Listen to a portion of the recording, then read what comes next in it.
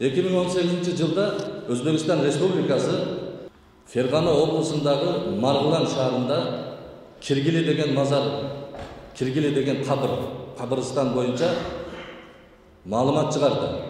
Бұл архивте бар. Ал жерде Өзбекстан тарап бүткіл дүниеге жария беріп отыр.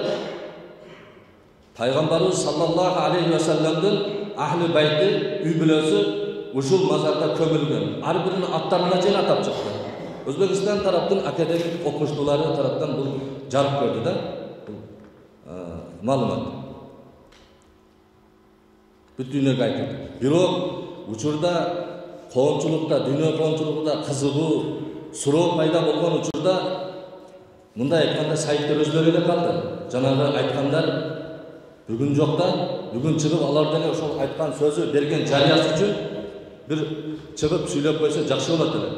Бүгүн сайттардын иши жүрүп аткан учурда көп эле суроолор, анан жаңы пайда болгон агымдар, жаңы жамааттар 1,5 миң жылдык тарыхы бар. Пайгамбарыбызга чейин.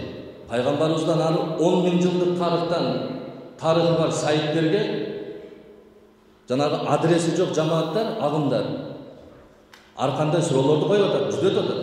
Бизди дагы жардам берсе жакшы болот эле. Өзбекстандын академиясы дагы мына биздин академия мына ушунча эме кылып биз терең ыраазычылык тазым кылабыз. Мына сайттар мына ушундай нерсени уюштуруп берип атат. Өзбекстан тараптагы буга кайдыгер болбостон жарыяны чыгаргандан кийин кичине ушуга көңүл буруп берсе жакшы болот эле.